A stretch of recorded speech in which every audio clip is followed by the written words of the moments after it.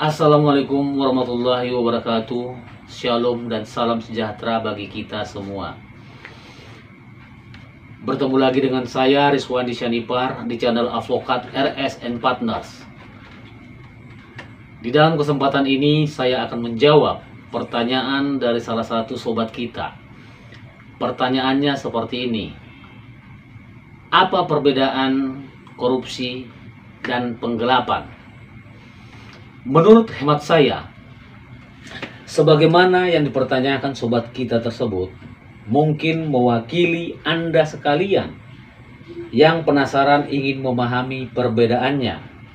Sebelum saya akan membahasnya, izinkanlah jari Anda untuk mengklik like dan subscribe-nya yang berada di bawah kanan video ini, serta klik loncengnya untuk supaya Anda jangan ketinggalan dengan video-video selanjutnya dari saya.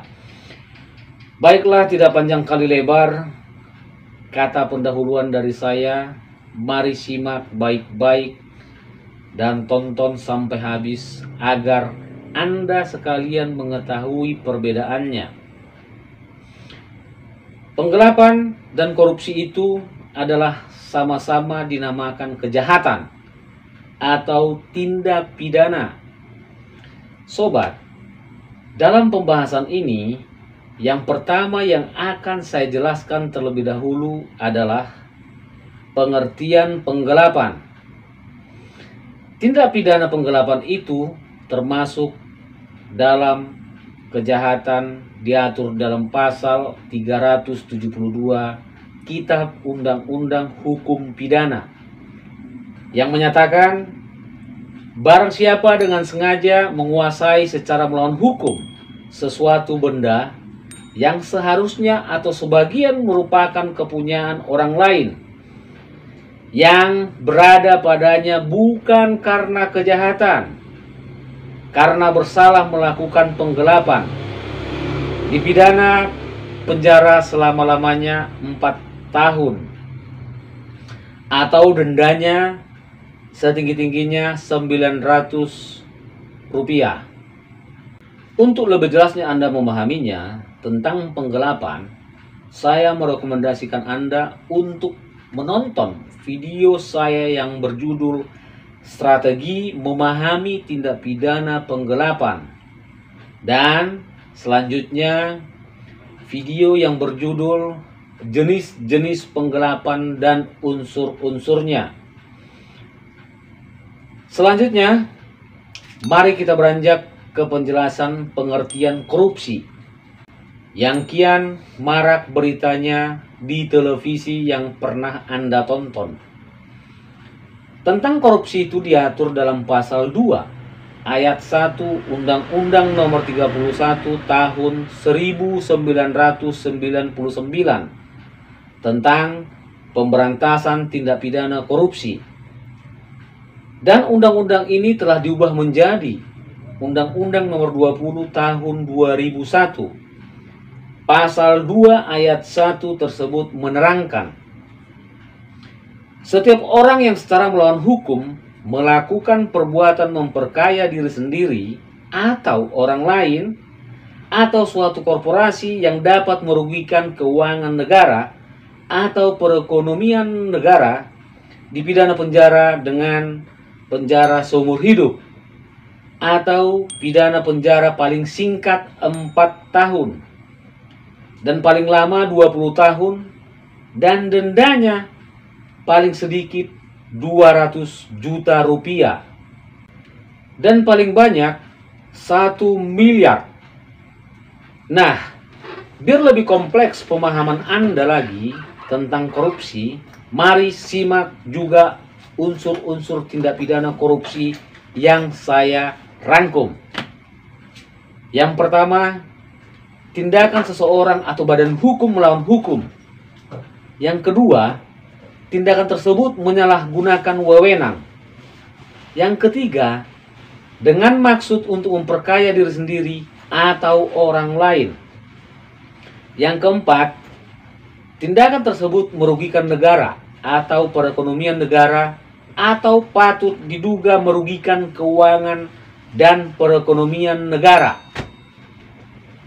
Yang kelima, memberi atau menjanjikan sesuatu kepada pegawai negeri atau penyelenggara negara dengan maksud supaya pegawai negeri atau penyelenggara negara tersebut berbuat atau tidak berbuat sesuatu dalam jabatannya yang bertentangan dengan kewajibannya.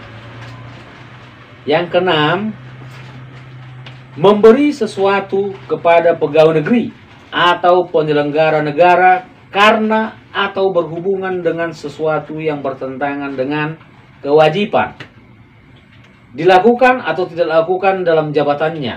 Yang ketujuh, memberi atau menjanjikan sesuatu kepada hakim dengan maksud untuk mempengaruhi putusan perkara yang diserahkan kepadanya untuk diadili.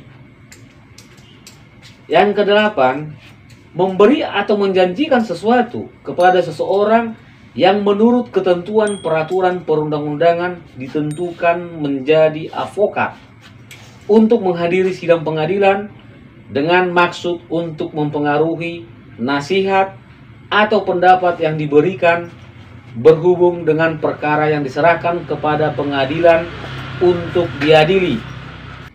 Yang kesembilan, adanya perbuatan curang atau sengaja membiarkan terjadinya perbuatan curang tersebut. Yang kesepuluh, pegawai negeri atau orang selain pegawai negeri yang ditugaskan menjalankan suatu jabatan umum secara terus-menerus atau untuk sementara waktu dengan sengaja menggelapkan uang atau surat berharga yang disimpan karena jabatannya, atau membiarkan uang atau surat berharga tersebut diambil atau digelapkan oleh orang lain, atau membantu dalam melakukan perbuatan tertentu. Yang kesebelas, dengan menggelapkan, menghancurkan, merusakkan, atau membuat tidak dapat dipakai barang, akta, surat, atau daftar yang digunakan untuk meyakinkan atau membuktikan di muka pejabat yang berwenang yang dikuasai karena jabatannya, dan membiarkan orang lain menghilangkan, menghancurkan, merusakkan, atau membuat tidak dapat dipakai barang atau akta atau surat atau daftar tersebut, serta membantu orang lain menghilangkan, menghancurkan, merusak, atau membuat tidak dapat dipakai barang atau akta atau surat atau daftar tersebut. Yang ke-12, pegawai negeri atau penyelenggara negara yang menerima hadiah atau janji padahal diketahui atau patut diduga bahwa hadiah atau janji tersebut diberikan karena kekuasaan atau kewenangan yang berhubungan dengan jabatannya, atau yang menurut pikiran orang yang memberi hadiah atau janji tersebut ada hubungannya dengan jabatannya.